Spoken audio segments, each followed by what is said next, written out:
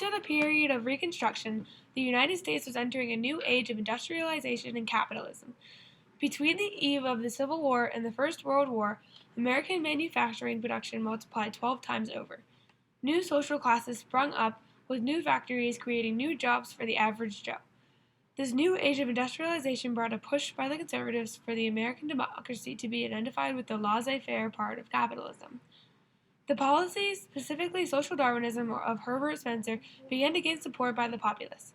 Survival of the fittest carved the path for major entrepreneurs to rise up and monopolize specific industries. John D. Rockefeller, our first major entrepreneur, grew up in the small town of Cleveland, Ohio. A silent, devout Baptist, Rockefeller got his start by buying some of his partners and taking control of the largest refinery in Cleveland, Ohio. Unlike many powerful businessmen of the industrialization period, Rockefeller used cutthroat tactics to ensure the success of his company. He hated free competition and believed monopoly was the way of the future. Here it is. In 1881, his Standard Oil Company indirectly controlled 90% of the country's oil refining capacity. But life was not always easy for this fella. Unbelievable. This guy from Ohio named John Sherman submitted this new act that was passed by Congress to outlaw trust. How do they expect one business organization to control an entire industry if we not grant trust certificates to stockholders in order to control all the stocks? None of this would have happened if it wasn't for the Wabash decision in 1866, leading the Congress to have executive power to regulate industry. Who does this guy think he is? No one should ever trust him. Okay. Now, Rocky dear, don't ever forget who you are. You are John D. Rockefeller. No one can ever tell you what to do, especially some guy from Ohio. Oh, wait. You're most certainly right. I'm not going to listen to this guy. I'm not going to have him change my entire business plan to eliminate trust. I'd like to see him stop me. I've been under a lot of stress in the business lately, and all the burden of this competition is really starting to get to me. I see all these people and their successes, and I cannot help but feel a little under the radar. Lately, my self-confidence has been racking. I'm going to go for a run.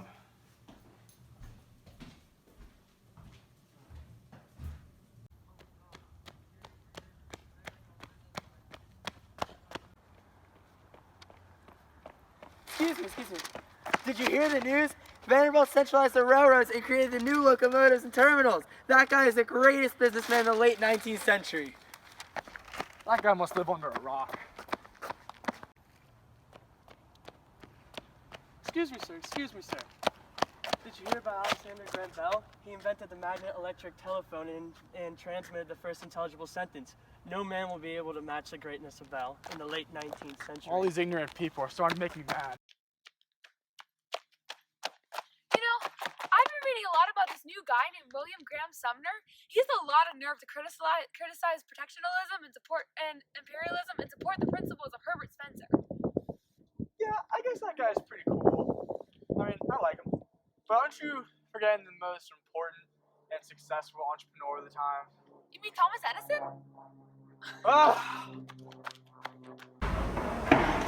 Oh, hey, Rocky. How have you been? Get any extra boxing practice in lately? Well, I'll tell you the truth, Coach. I've been feeling a little under the weather. That's funny. I would have thought you had heard the news about the U.S. versus E.C. Knight-Co. court case. It was a huge blow to the Sherman Antitrust Act by stating that manufacturing was not commerce within the meaning of the law, and that monopoly of manufacturing without direct effect on commerce was not subject to regulation by the federal government. I thought this was great news for the Standard Oil Company. Oh, Coach, please. I was never going to listen to the Sherman Antitrust Act. Well, I still do not understand how you could be under the weather when the new arena being built here in Cleveland is about to be finished. You can have the chance to claim his first title. I heard some guy from Connecticut named J.P. Morgan was telling everyone he was going to claim the prize. J.P. Morgan? How dare he? Thinking that he's the greatest entrepreneur ever. I'll tell you what, that guy deserves a knuckle sandwich to the face. This is my territory, and fighting him will give me a chance to gain my self-confidence back and prove all the obviously ignorant people out there that I am the greatest millionaire and industrialist of all time. Oh, and I'll get to show off that I am a good boxer too. I am all in, but I must start training right away.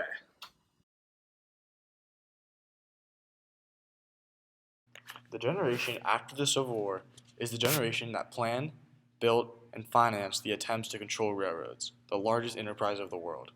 By 1900, there were about 200,000 miles of rails in the United States. Villages, cities, and states gave bonds to support the effort to build railroads in their area. The railroad industry introduced management and owner separation. Managers now became an essential part of corporations' efficiency and success. However, competition was fierce in the railroad biz. Managers tried to gain an edge on their competition by giving the shipping companies extremely low rates to entice them into their business. They would also give expensive rates to areas with no competition. The South had 400 railroad companies, but only averaged 40 miles of tracks. This would soon change in the 1880s when 425 railroad companies dissolved and the road industry was monopolized. By 1906, 2/3 of the nation's mileage was controlled by 7 groups. The railroad business was booming. That is still 1893.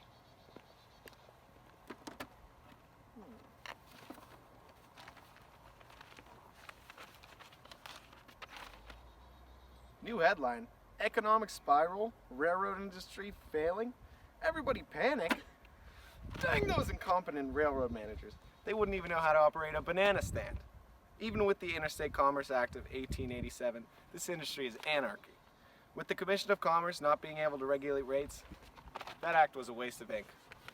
J.P. Morgan became the most prominent banker in America by the end of the 19th century. He was a son born into wealth because of his father's high merchant status. Because of his commodities, his family moved to London when the Civil War was brewing and returned to the States after the war finished. Throughout his professional career, the House of Morgan became the prominent lender to get out of bankruptcy. Hey, new headline! New arena being built in Cleveland! Who will claim its first title, sir? Oh, excellent! Another opportunity to show that I'm the best at everything, like business and boxing. Gee whiz, sir. I hear they have somebody up in Cleveland. Something like Mocky Yeller or Rockefeller. Oh, Rockefeller! That lad has been under the radar lately, but sure, he'll put up a good fight in his hometown. Alfred! Make an appointment in Cleveland for 1 month for a match against Rockefeller. But sir, you have some meetings with some of the most important people in America. And what about your business? I am the most important man in America, and pride is my business. While John D. Rockefeller and J.P. Morgan prepared for their fight, the face of American steel, Andrew Carnegie, was going about on an ordinary day, minding his own business. Now, Andrew Carnegie was unlike Morgan or Rockefeller. Coming from a family of Scottish immigrants, Carnegie held a job since the age of 13. He rose to power and gaining favor of a powerful official of the Pennsylvania Railroad. He was drawn to steel in 1872 when he ventured out to build a huge steel plant by the Monongahela River. He structured his company like the Pennsylvania Railroad Company, one of the more organized railroad companies of the time. Along with being a ruthless competitor who crushed his partners and broke labor movements, Carnegie was a superb salesman with a special knack for finding able lieutenants. He recruited Henry Clay Frick, Charles M. Schwab, and Alexander R. Peacock. He pitted his lieutenants against one another and would reward the most successful of them with shares and partnerships. Carnegie never liked to lose or be left out. Oh, Frick! I cannot believe this! What? What is it? Rockefeller is getting back in the ring after all of these years. Really? Say, who's he fighting? Just the richest and most powerful man in the world. Besides me, of course. I can't believe I'm just hearing about this now. Why was I never invited to the new arena? You know, I bet it was that guy Morgan. He probably intercepted it from our mail. You know, he has all those connections in the railroad business, just like you used to have in the Pennsylvania Railroad Company. And besides, he doesn't want to get tangled up with a Scot, like you. You know what this means. Boxing Match Crashers!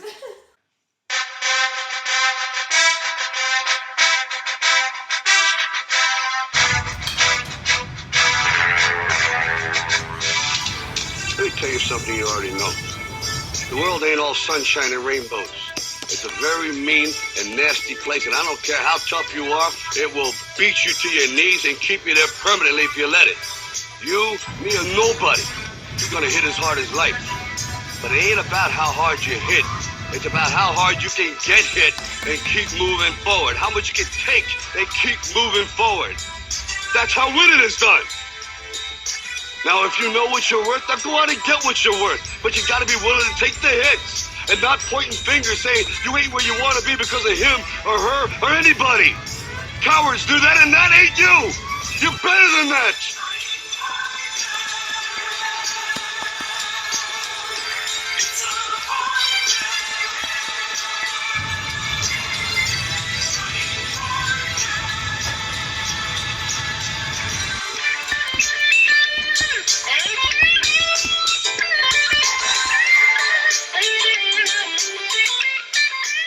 Ladies and gentlemen, welcome to the matchup of the 19th century. In this corner, we have J.P. Morgan, said to be the most powerful man in the railroad industry. And in the other corner, we have John D. Rockefeller, said to be the richest man in the world.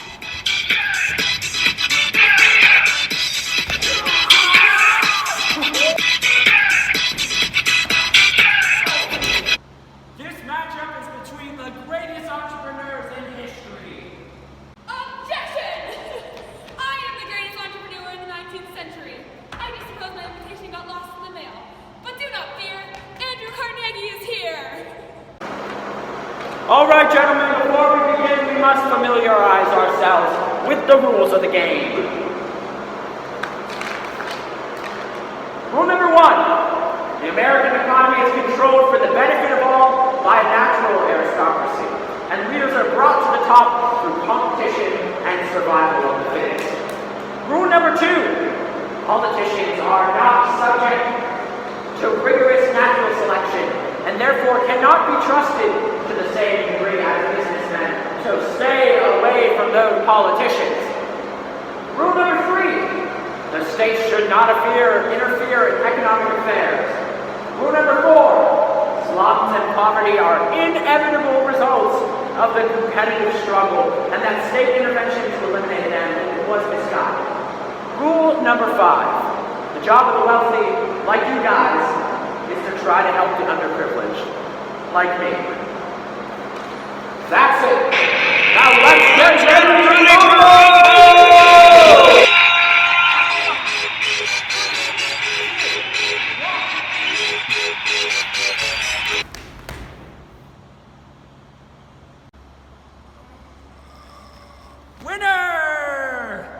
Despite the loss of J.P. Morgan and Carnegie, they were still two of the most influential and successful men in the late 19th, early 20th century.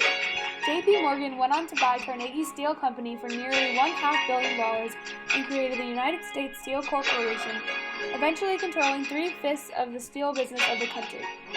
These men defined the industrialization period and brought a new era of progress to the United States of America.